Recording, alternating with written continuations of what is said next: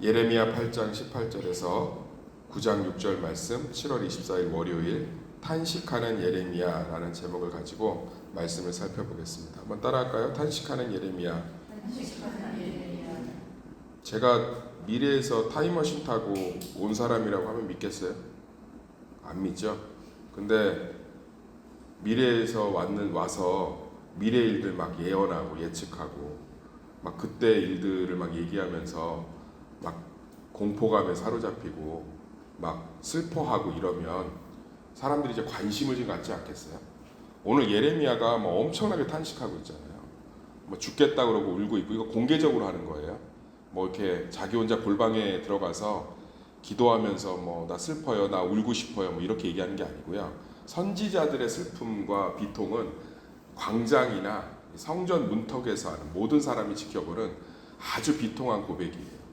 이걸 하는 이유가 뭐냐면 주목 좀 하다가 주목 좀. 그러니까 하나님께서 선지자들의 비통을 사용하실 때는 딱 하나예요. 그러니까 지금 이스라엘의 상황이 어떤 상황인지 아시겠죠? 아무리 설교를 하고 아무리 얘기를 해도 관심이 없는 거예요. 6절 한번 9장 6절, 이게 지금 이스라엘의 상황이에요. 시작. 내가 사는 곳이 속이는 일 가운데 있도다. 그들은 속이는 일로 말미암아 나를 알기 싫어하느니라. 여호와의 말씀이니라. 그러니까 하나님 말씀에 대한 관심이 있어 없어요? 전혀 없는 거예요.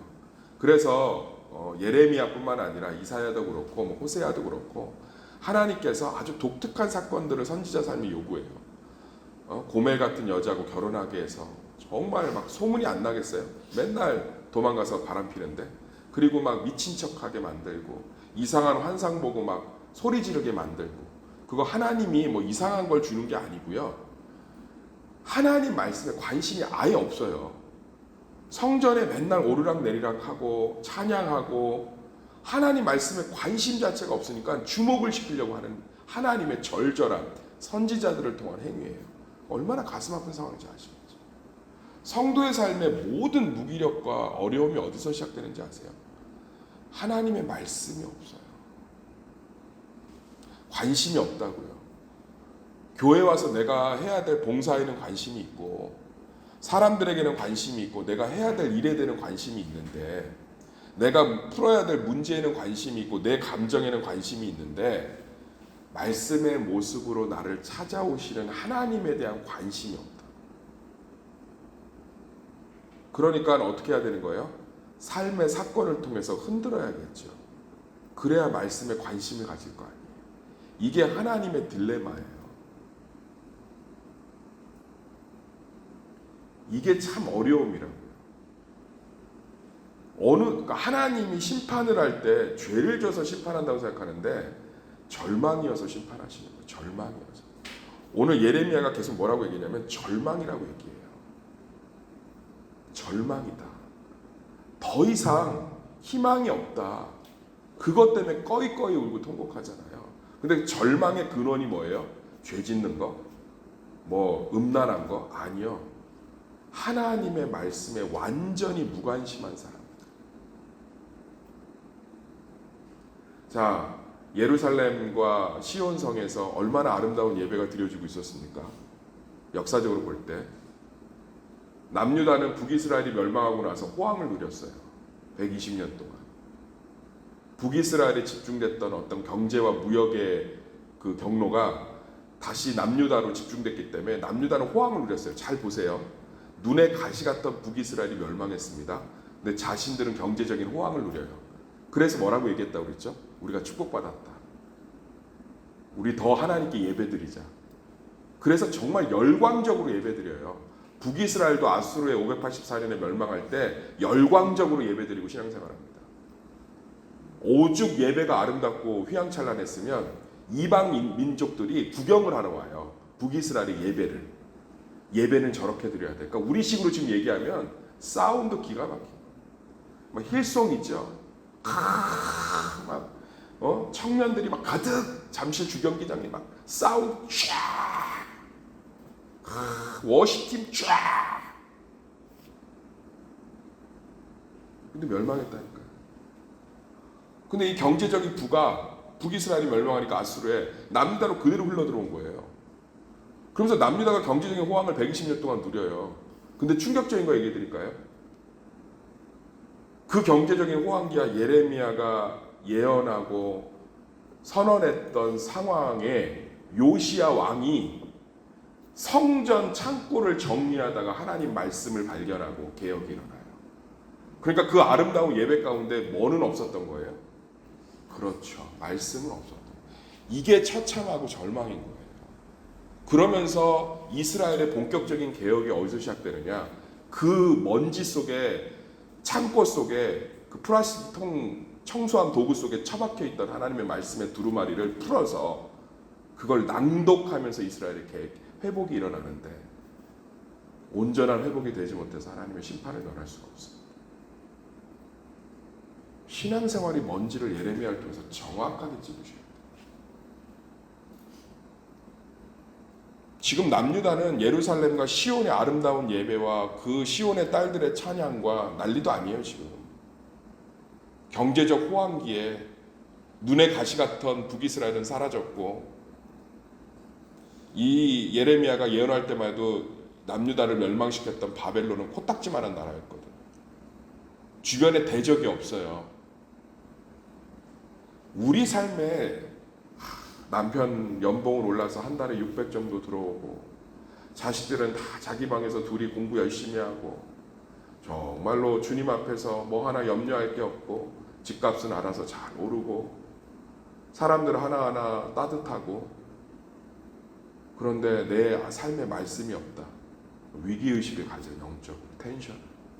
내가 하나님 말씀에서 벌어지고 있네.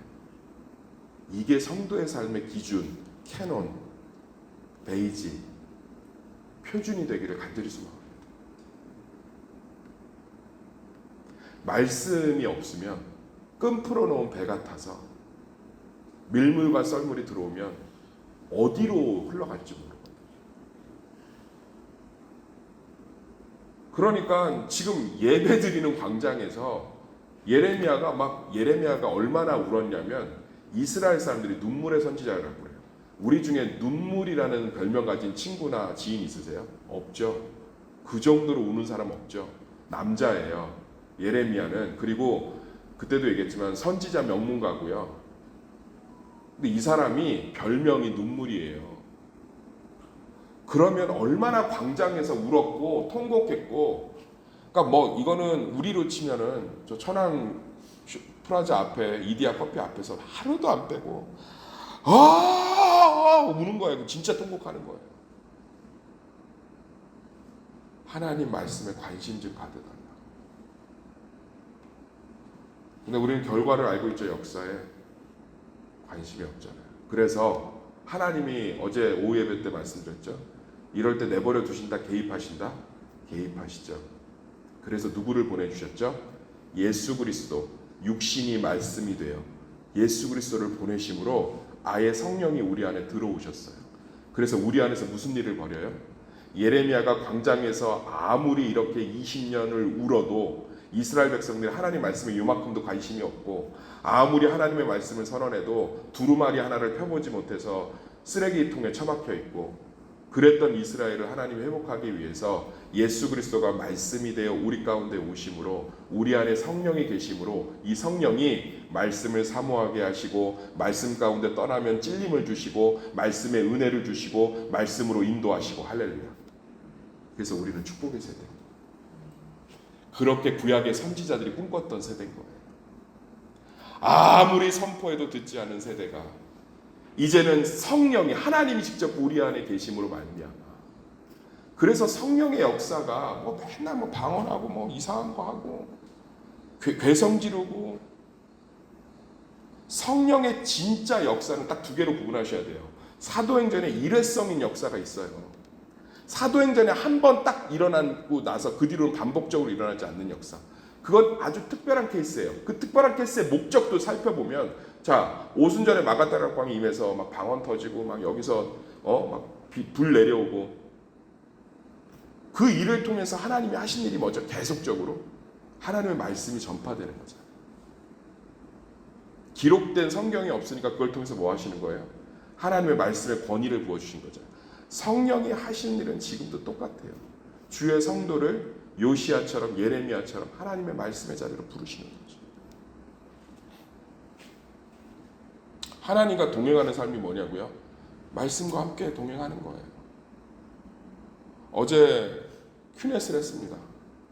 큐티 모임을 이제 2주 동안 제가 이제 세밀하게 봐드리는 건데, 똑같은 본문, 창세기의 본문을 가지고 큐티를 했는데, 그 자리에서 직접 했죠. 서로 이제 얼굴 보면서 큐티를 해서 이제 제가 좀 이렇게 코멘트를 달면서 카운셀러를 해주는 건데, 놀라운 건 뭔지 아세요? 거기서 똑같은 본문을 가지고 묵상한 사람들이 그 묵상을 통해서 자기 삶에 적용하는 묵상점들이 거의 다 비슷하다는 거예요. 성경을 가르쳐 주지도 않았는데 우리 안에 성령이 계신 이유예요. 할렐루야. 하나님의 말씀을 묵상하면 동일한 은혜들이 임하고, 그 말씀을 삶에 적용했을 때 굉장히 놀라운 은혜들을 경험하고, 우리 안에 누가 계시기 때문에? 성령.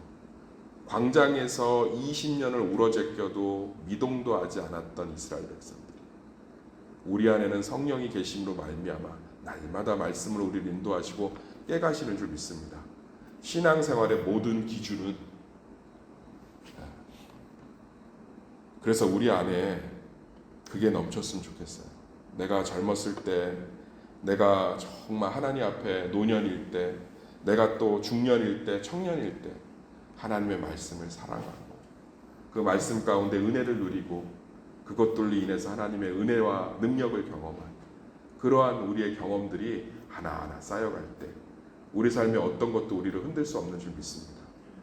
제가 정말 무서운 게 뭐냐면, 신앙생활을 하는데 말씀이 없어요. 삶의 사모함이. 그러면 두 가지가 된다고요. 하나는 세상에 소망이 안 돼요. 교회 다니는 사람들 통해서 사람들이 소망을 못 발견하잖아요. 전도 중에 최고의 전도는 관계 전도예요. 꼬시고 설득하고 달래고 밥 사준다고 해서 데려오는 게 아니라, 그 사람의 인품과 성품을 통해서 사람이 인품과 성품을 통해서 감탄하려면 일단은 산에 들어가야 돼요. 고기와 육식을 끊고 먹 입힌 옷을 입고 득도하셔야 최소한 성품으로 전도할 수 있어요. 그러면 우리 안에서 뭐가 있을 때 사람들이 복음에 관심을 갖느냐? 예수의 향기, 예수의 능력이 나타나야죠. 말씀이 없으면 그 능력과 향기가 나타날 수가 없어요. 그러면 우리가 믿는 예수님을 세상 사람들은 별로 그렇게 관심을 가질 수가 없겠죠. 말씀에 사로잡혀 있지 않은 성도는 삶 가운데 하나님의 능력과 위로를 경험하기가 어려워요. 자기 결심이 매번 쓰면서 무언가를 몰아오기는 하는데 그것이 사실은 어느 순간에만 매번 꺾이고 나중에는 지칠 수밖에 없는 거죠. 사랑하는 새벽 성도님들, 그리고 사랑하는 세수마켓 성도님들, 힘든 일이 좀 있으십니까? 마음에 어려움이 있으십니까? 삶에 여러 가지 문제가 있으십니까? 말씀의 모습으로 우리를 찾아오시는 그 광장에서 통곡하시면서 듣기 원하시는 그 하나님의 심령이 우리 가운데 성령으로 오셔서 우리를 날마다 그의 말씀의 은혜와 자리로 몰아가는 줄 믿습니다. 그것이 우리의 소망이 되고 그것이 우리의 능력이 되시기를 예수의 이름으로 축원합니다. 저는 요즘 하나님의 말씀을 마음껏 강조할 수 있고 하나님의 말씀을 마음껏 전할 수 있고 하나님의 말씀 중심으로 교회를 세워갈 수 있어서 목회를 하면서 참 힘들고 지치면서도 굉장히 감사합니다. 교회는 너무 순수하게 순도 100% 하나님 말씀 중심의 성도와 교회를 만들어갈 때 성도는 능력과 축복을 경험하고 교회는 강성해지고 세상은 우리를 통해서 예수의 복음에 관심을 가질 줄 믿습니다. 왜 예레미야 선지자가 이렇게 통곡하며 울어야 했는지, 그걸 통해서 하나님이 무엇에 관심을 갖기를 원하셨는지, 그 하나님께서 결국은 직접 오셔서 우리 가운데 오심으로 말미암아 무슨 일을 하고 있는지, 이 묵상이 우리 삶의 작은 문제조차도 평안으로 바꾸는 기대와 소망이 되기를 예수의 이름으로 축원합니다.